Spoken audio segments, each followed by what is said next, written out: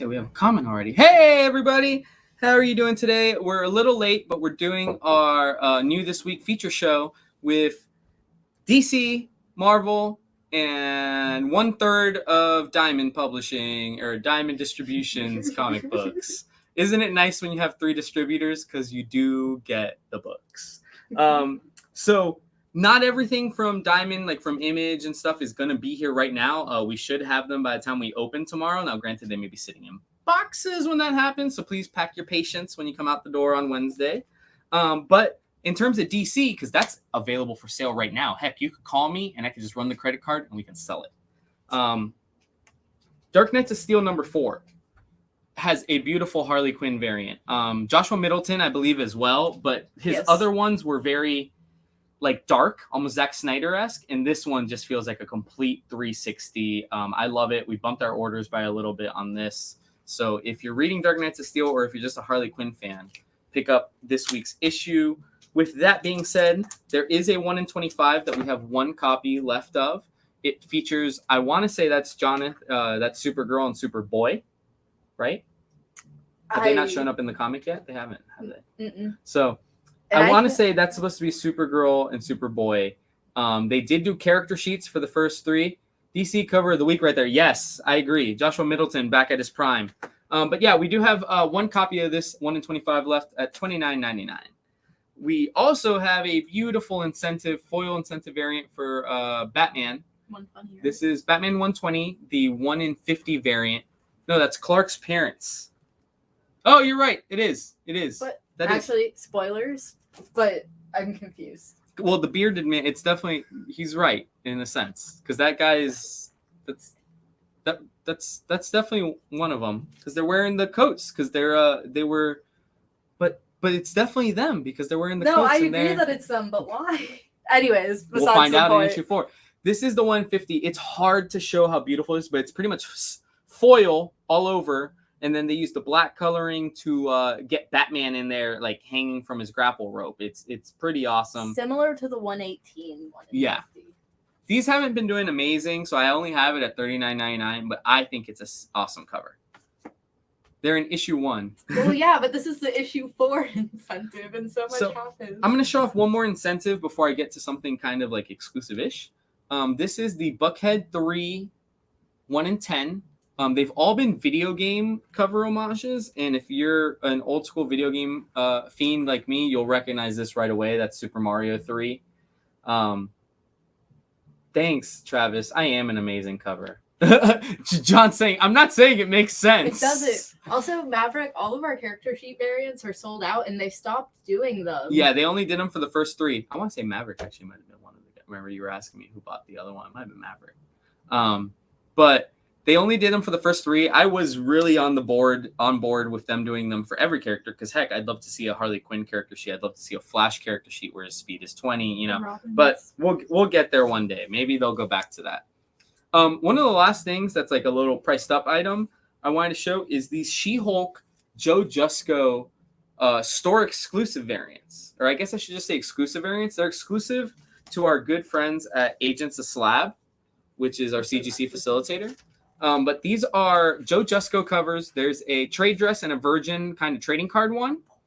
And the trade dress retails for $19.99?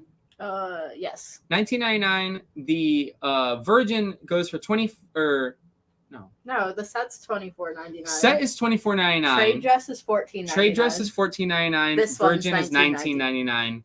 If you're a fan of the Virgin cover, it just makes sense to pay the extra $5 and get a whole nother comic, even if you just want to resell it. It's the cover price on the book was, I think, $3.99, so you'll definitely get your money back on the set. Not to say to discourage you from buying just one, but these are cool store exclusives. I believe only like 1,000, 2,000 were printed. It might be like, I think this was printed in 2,000. This was printed in 1,000. We have 10 sets in the store, and we're probably down to about half of that. Mm-hmm.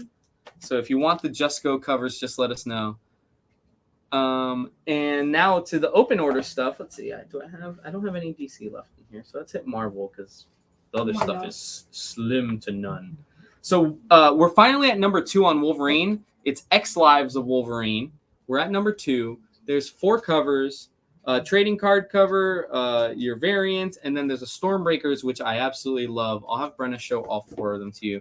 But I love the Stormbreakers, and I love the A cover. Stormbreakers is awesome. Love how big they make his eyes or ears or whatever you want to call that part of his mask.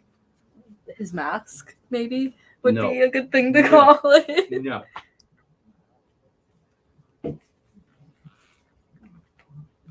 Yeah, everybody I've actually heard calling it 10 lives, but it's like after everything they did with Powers of X and House of X, and it wasn't House of 10 and Powers of 10.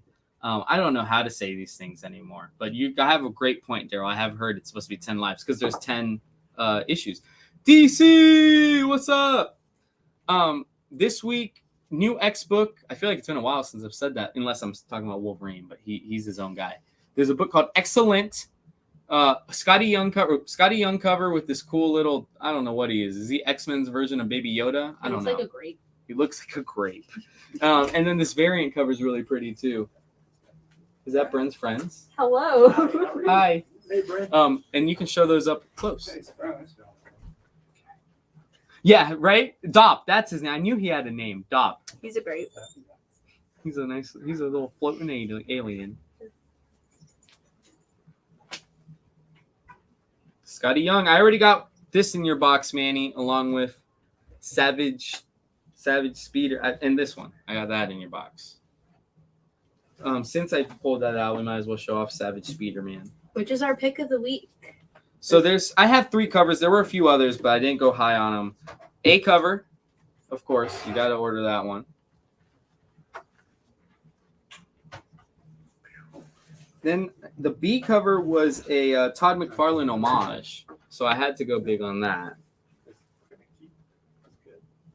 Why is it that every Spider-Man that Todd McFarlane draws is like hunched over and like foaming at the I mouth? don't know if Todd knows how to draw people standing up correctly. Like, he's always got to put them in a pose. And then there's the Scotty Young cover featuring Mary Jane. A little feature piece. Since we're talking about, we moved away from the X-Men. We're going back. We're going back to the X-Men, like the Marvel mutants. does. We're going back to the mutants. This is Sabertooth #1, written by, I don't know who this is, LaValle. I wish Marvel would use some of their A-list writers on these things.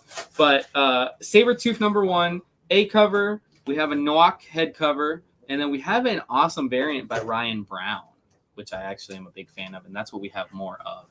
McFarlane and Scotty. Yeah. So just that one we can hold back and just put it in Manny's box. And then these are the Sabertooth covers. Ryan Brown's one is my favorite. It is a variant. I didn't show any ASMs, Manny, because I don't have any for the wall. So whoever was subbed to him got them. I think I had a couple of X-Gwen variants where she is Cyclops. I think she's Cyclops. I have like 3 of those left. But ASM, I don't know what happened, but people have been adding it to their sub over the last like 4 weeks. And it was like a month, 2 months ago, I struggled to sell them. Well, I guess we go from mutants to the Fantastic Four. I think they're Inhumans. I don't know what they are. Bren, are the Fantastic Four Inhumans, or are they just They're not Inhumans, and they're not mutants. They're the Fantastic Four. They're not Inhumans and they're not mutants. They're the Fantastic Four. Horizon said on DC Comics. They're not. So this is Reckoning War, which is going to be a little like mini-series event. And Manny, feel free to let me know which Sabertooth. I don't think I put one in your box, but I have all 3 of the covers, so I can easily make any of it happen. But this is the 2 covers for Fantastic Four Reckoning War, which seems to be an event book because they are altered humans. Thank you, Kurt.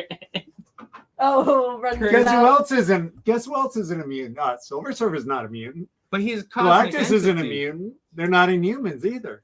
But they're cosmic. Well, how did the Fantastic Four get their powers? Flying to the moon. Is there anything more cosmic than flying to the moon? I mean, I guess you're right. Are there any other examples of humans who have gotten cosmic powers? I don't know. I just know you just cannot tie up Mr. Fantastic. What do you mean? You can tie him up, but with his cosmic powers, the ropes won't hold him. That's what we learned. Thank you, Stan Lee. Travis Gibbs said he heard Haunt is in Spawn. What is Haunt? It's another Spawn. We got a signed McFarlane one coming. It's 1 in 5,000. I don't think going for of Haunt #1. Of Haunt. Haunt. It's the first appearance of the character.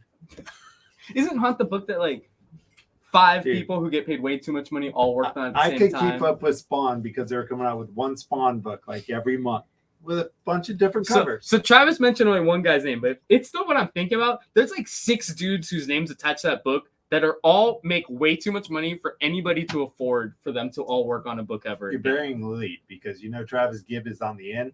That's how he knows him as Rob Kirk. Oh, Rob. The rest of us They're know him buddies. as Robert. They're buddies. But, you know, They're everybody buddies. on Walking Dead calls him Robert. Travis is on the Me and Rob. Rob. I think Travis might have worked on Haunt. Maybe he's got a little Probably. He's inside. probably got a little bit Yeah, going he's on like there. plugging right now. Yeah, like, yeah. Hey, have you guys heard about Haunt? Yeah, I've read I haven't. But we are flipped through. curious now. We are. I'm gonna flip through. Okay, Stay I'm on gonna go target. All right.